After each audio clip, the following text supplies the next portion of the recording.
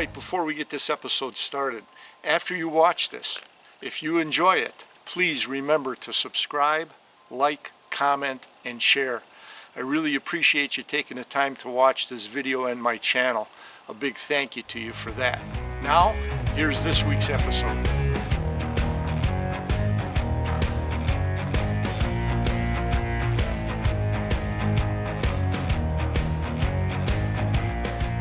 Well, it's that time of year again. From putting out trail cams and making a regular collection of SD data cards from spring through early fall, now's the time to sit down and review that data package. Now, we're going to look specifically at the time period from July 3rd through September 20th of 2022. This is the latest and greatest data. We're going to see what's moving on our 40-acre parcel here in central Wisconsin, and we'll be able then to put together our hit list for the 2022 fall bow and gun deer season. But first, let's check out some whitetail genetic info and the Rapant Outdoors 360's harvest strategies for the fall season. By learning and understanding the genetic background and tendencies of the white-tailed deer, you'll be able to put together a management harvest plan that will help you in your fall harvest. This in turn will also enhance the herd itself for future hunting. So let's start out with some basic understandings of whitetail genetic background information. Growth, nutrition, sex, age, latitude, and genetics determine a deer's growth rate and ultimate size. Farmland deer grow faster than their forest counterparts, mainly because of better nutrition. But whitetails in the northern latitudes grow larger than those in the southern latitudes. The larger growth is genetically engineered to help those whitetails have a better chance to survive during the colder winters of the northern climate. Whitetail bucks seldom live longer than 2 to 4 years in areas where they are hunted. Big body whitetails can have small antlers, and small body whitetails can have big antlers. Just as genetics, age, and nutrition determine body size, they also determine antler size and shape. Injuries can also affect antler development. Now, unusual antler characteristics, such as drop tines, a wide spread, non-typical racks, and long tines, are often carried through several generations of bucks. Fawn males, called button bucks or nubbin bucks, have small pentacle bumps but no antlers, and are less than 1.5 years old. But a true 1.5-year-old buck, also known as a yearling buck, his antlers can range from spikes to 6 points or better, but are only about half the thickness they can be when the buck reaches full maturity. Now, deer in good condition usually grow their largest antlers between 3 years to 7 years old if they live that long. So, strictly using antler size and the number of points is generally a poor choice to try to age a whitetail buck because of the many variables that can affect antler growth and size. A better thing to do would be to include the buck's body size along with looking at the rack to try to age the buck. So, here's what to look for when you're trying to age a buck in the field. A 1.5-year-old, sometimes called a yearling. This buck is wearing his first set of antlers, which can range from a tiny pair of spikes to a small 8 or even a 10-point rack. Either way, the rack will be fairly thin with a spread of less than 14 inches. The body is the best clue. This buck will be slim and long-legged, much like a doe. and his neck won't swell during the rut. A 2.5-year-old. In some areas, a 2.5-year-old buck can carry a Pope and Young record book rack, but the body will tell you he's still got some growing to do. His body is sleek with no sag, and he'll still look leggy compared to older bucks. Some neck swelling will occur during the rut, but his slim face should tip you off to his youthful age. The 3.5-year-old. The antlers of many 3.5-year-old bucks can make record book size and then some. Though he's well muscled, like that of a thoroughbred racehorse, and he has a beefy neck, he does not have the bulk of the truly older deer. The biggest tip-off is a distinct junction where the neck meets the shoulders, which seems to get lost in older deer. The 4.5-year-old. This buck is fully mature, with a rack that is wide, high, thick, and massive. During the rut phase, his neck will swell to meet his shoulders seamlessly, giving him a bull-like appearance. His round belly and his chest make his legs appear to be short. This buck is the best of what a whitetail can be. Bucks and does each provide 50% of a male offspring's genetic potential for antler development. While you can't see the potential a doe provides, by continually removing by harvesting inferior antlered bucks and leaving only the bigger antlered bucks to breed, the genetics of does are also improved in future generations. Genetic research tells us that highly inheritable traits, such as antler mass, can be seen in a relatively short period of time. Now, the best time to determine if a buck's antler development is inferior is when he is a yearling, about 1.5 years old. At this time, he is the easiest to age based on body characteristics. Studies have shown that bucks that started out as spikes seldom caught up in antler development to those 1.5-year-old yearlings that produced forked antlers. So, if you decide to help out the whitetail genetics in the area that you hunt, harvest the true yearling spike buck, the one without the small forked antlers. And remember, spike bucks are not the button or nubbin bucks. These are buck fawns that are less than 1.5 years old. And also consider harvesting a buck with deformed antlers, as that genetic defect will pass down to future generations.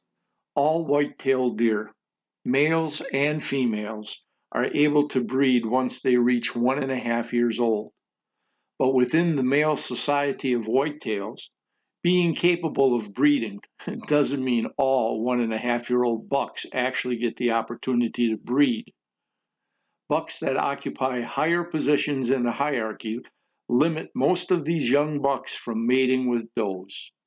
Besides a little rack wrestling with some 1.5-year-olds, this is primarily accomplished through scent left behind on signpost markings.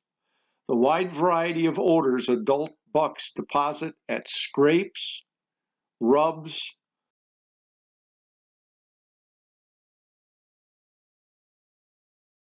and licking branches cause these younger bucks' biological system to produce and release a chemical which suppresses a younger buck's drive to breed during the rut.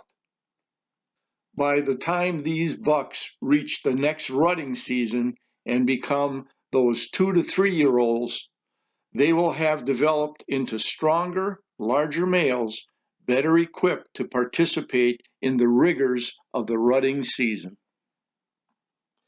A study done on a herd of deer on a 3,000-acre piece of property has shown that the average age class of bucks showed younger deer, yearlings, at 1.5 years old usually make up around 45% of the males. Bucks that were 3.5 years old and older make up about 30% of the male population.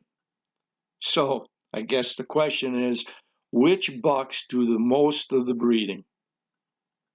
Well, those studies have also revealed that about 65% of the breeding was done by the 3.5-year-old class, even though they make up only 30% of the population. And yearling bucks sired about 12% of the fawns, even though they account for 45% of the males in the study. And the median average age for reproduction was 2.5 years old. The real question is whether mature bucks actually service as many female deer as is generally assumed by hunters. So despite what many hunters believe or assume, not all female deer are bred by the so-called dominant buck or other adult bucks with impressive antlers. So hunters passing on 4-year-old or older quality bucks so that they can pass his genes to another generation is rarely accurate. One of the recent theories is that older adult bucks often opt out of breeding.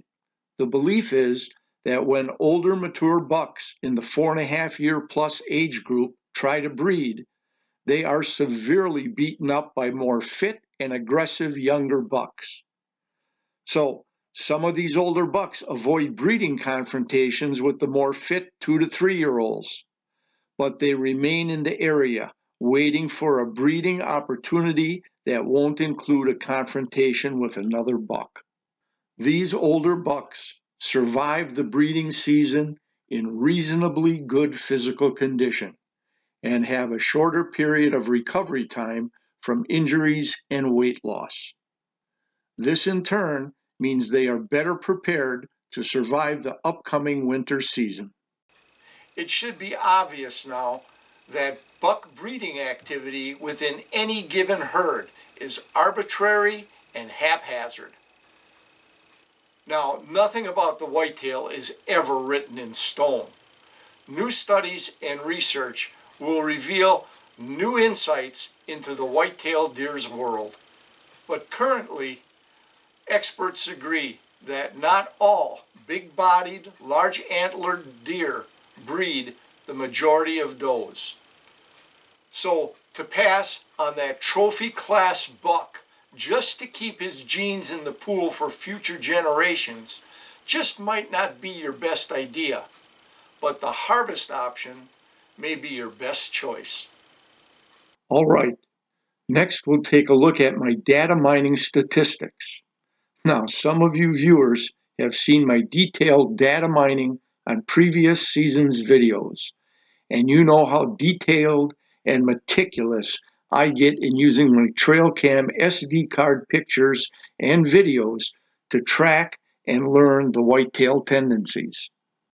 As you can see, I keep a notebook or notebooks over the years on my trail cam SD card intel gathering. There is so much more data to glean than just a photo, time and date stamp, temperature, and moon phase. So for the newer subscribers and viewers, consider this a brief introduction into the world of intel gathering from Trailcam SD cards. Now here's a look at some of my rough notes that I gather while watching the Trailcam SD card pictures and videos. These notes are transformed into the following data packages. Now this statistical data analysis is based on trail cameras, photo, and videos taken from 7/3 through 9/20 of 2022. There were 4 trail cams set up at the food plot area and selected trails. And there were 221 trail cam photos and videos taken from those 4 trail cams. And the percentage data analysis that follows is based on all those 221 photos. First, let's look at the doe trail cam data. This first chart shows all activity by a time period table I created. Period 1 is morning, 6 a.m. through 10:59 a.m. Period 2 is midday, 11 a.m. through 2:59 p.m. Period 3 is dusk, 3 p.m. through 6:59 p.m. And period 4 is evening, 7 p.m. through 5:59 a.m. the next morning. Now, as you can see, period 1, the morning time from 6 a.m. to 10:59 a.m., was the most active time of the day for does, with 45.9% of all doe activity. Next was period 4, the evening time from 7 p.m. through 5:59 a.m. the next morning, with a 29.1% doe activity. Now, period 1, 2, and 3 are shooting hours, showing a 70.9% doe activity compared to only 29.1% doe activity during the non-shooting hours of period 4. Now let's data mine this a little further. Looking at the most active period, the morning period, number 1, let's break down the activity on an hour-by-hour basis. As you can see, the doe harvest prime time is 7 a.m. to 7:59 a.m., with 46.8% of all doe activity in period 1. Hey, everybody must be on high alert during this hour. But as you can see, the time period of 6 a.m. through 8:59 a.m. had 86% of all active doe in period 1. That 3-hour period is probably your best chance at harvesting a doe. Next, let's check all buck activity by time periods. Period 1, 6 a.m. to 10:59 a.m. had a 78.6% of all active bucks. Periods 2 and 3 were void of any buck activity during the 79-day analysis sample. And period 4 had 21.4% of buck activity during non-shooting evening hours. Now, the current intel shows your best buck harvest opportunities would be between 6 a.m. and 10:59 a.m. So again, let's data mine that 6 a.m. to 10:59 a.m. period 1 on an hour-by-hour basis. As you can see, the 6 a.m. to 6:59 a.m. hour and the 7 a.m. to 7:59 a.m. hour are equal, with 36.4% of all active bucks in each time frame, for a 72.7% active buck percentage for those first 2 time frames. But if you look at the times between 6 a.m. and 8:59 a.m., you'll see that an outstanding 90.1% of all bucks active in time period 1 occur during that time. So based on a 90.1% activity rate, I must make prime time for bucks between 6 a.m. and 8:59 a.m. Next, let's look at buck rack sizes. As you can see, 8-pointers are the most prolific size, showing up 6 times, or 42.9% of all bucks. Spike bucks are next at 3 times, or 21.4% of all bucks. Next were the 4-pointers at 2 times, or 14.3% of all bucks. Then, a single 9-point, a single 6-point, and a single inferior rack buck having only a 4-point half rack with either a deformed or missing half rack of the other 4 points. I listed a harvest quantity target for the bucks.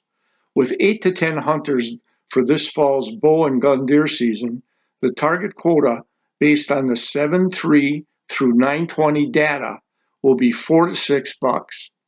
The 9-point for sure, probably 2 of the 6 8-pointers, and to improve the herd, I'd like to see 1 or 2 spikes taken out, plus the deformed half-rack buck, so we get him out of the gene pool also. And the last chart is all buck activity by the hour. Other than the 6-point buck at 6 a.m. to 6:59 a.m., all harvest target bucks between 7:03 and 9:20 have shown up between 6 a.m. and 7:59 a.m. And 78.6% of all bucks have appeared during shooting hours. Well, now you got to look into RO360's harvest strategies for the 2022 fall bow and gun deer season. Now, let's take a look at the photos and videos of the bucks from our hit list. Now we're going to take a look at the hit list pictures and videos from July 3rd through September 20th of 2022. Now we'll be able to tie this in with our trail cam data review and also what I talked about on the genetics and our harvest strategies. Remember, with 6 showing up on the trail cameras, the RO360's harvest plan for fall gun and bow season is to take 2 of the 8-pointers. If successful, this will only reduce this class of bucks by 33%, thus leaving the herd genetics in great shape. Now this first 8-point that we'll look at showed up at 8:16 a.m. on September 20th, checking out the food plot. Note his rack shape is a distinct V shape. The main beams go up at seemingly a 45-degree angle instead of going out, over, and outside of the ears. Now, only having this head-on picture, it's hard to get a good look at the body size to try to age this buck. But for obvious reasons, this buck I've nicknamed the Big V. About 5 minutes later, our food plot trail cam picked up this series of pictures of another 8-point buck. This buck was busy scent checking the estrus doe scent that I put out on some of the low-level small tree stumps left in the food plot area. After moving east, scent checking the next pick showed him coming back west toward the mock scrape area. And this final pick, I believe, shows him urinating near one of the estrus doe stumps to leave his calling card. From looking at his body size and thick main beams of his rack, I'd age this buck at 3 to 3.5 years old, a nice buck for harvest, and I've nicknamed him the Thick 8. Well, just in case you're one of the doubters that don't believe does use licking branches to leave a calling card to attract a worthy suitor, check out this pic on September 1st at 6:23 p.m. as this doe works over the licking branch above a mock scrape in the food plot. About 20 minutes later, this 8-point buck shows up on our food plot trail cam. This buck's body size looks a lot like the Thick 8, but the area of the rack is blurred. Even with zooming in, I can't be 100% sure he's the Thick 8. But nonetheless, this buck appears to be 3.5 years old and would make a harvest target for the RO360 crew. This is definitely the Thick 8, showing an interest in the marl tree mock scrape area in early September. Here's another 8-point buck making an overnight appearance at the licking branch over the mock scrape in the food plot. This 8-point buck's rack is thin, and in looking at the body and neck size from this angle, coupled with the thinner main beam and tines, I'd age this buck at 2.5 years old. It's on the hit list, but avoidable. A harvest as a last resort only. I'd kind of like to see what this guy develops into next season. And here's a nocturnal first look at what I nicknamed Tall Tines.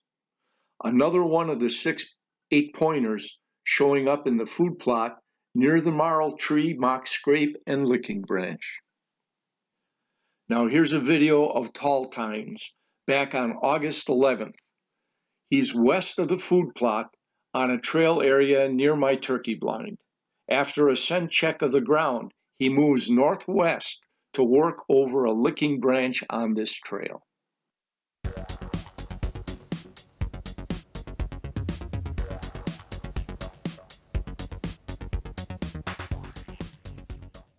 And here's a series of pictures of tall tines again, working over the licking branch at the mock scrape in the food plot. He's making sure his calling card is left throughout the area.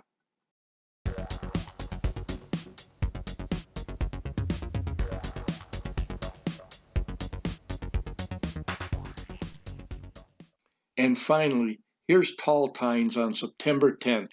He's west of the food plot on that trail by my turkey blind again. And it certainly looks like leaving his scent throughout the area paid off as he's trying to tend this doe.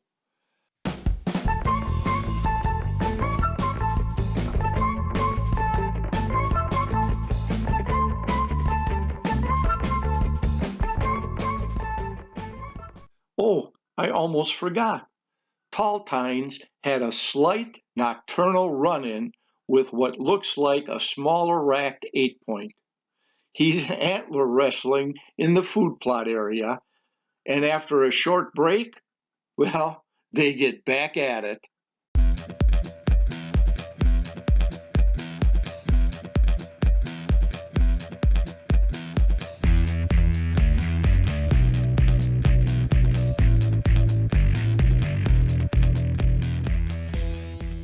Here we get a short glance as the 9-point moves past the trail cam in the food plot. I ran this in slow motion twice so that you get a good look at him. Plus, I did a freeze frame pick. This is the only time he showed up on a trail cam, and that was back in mid-August. Now here's that deformed racked buck. He is a definite target buck to harvest this fall. He's on a trail near my turkey blind west of our food plot, working over a licking branch, chewing up the leaves. If anybody runs across him this fall, I hope they take him out of the gene pool. Another harvest target are a couple of spiked bucks. Here's one already hot on a doe in August. Based on the genetic traits of spiked bucks that I explained earlier, this is one to remove from the gene pool if we can do it this fall. And last but not least, a surprise buck on the hit list. This buck did not show up on my trail cam data intel between July 3rd and September 20th. He actually appeared after I pulled my trail cams and showed up on another crew member's trail cam. I wanted to include this 11-pointer because he has become the RO360 crew's #1 target this fall. Well, thanks for watching, and I hope you may have learned a little bit about whitetail genetics and how it goes hand in hand in setting up a hunting harvesting strategy. Plus, you got to see how the RO360 crew set up our fall hunting strategy based on genetics and trail cam data. Hey, be sure to join us on our next video as we do a hike and fish excursion around a new lake that we've never been to before. Come with us and enjoy the fall colors as we hike around the lake. And oh yeah, we even managed to catch a few fish. Get the video going. There he is. Time to release.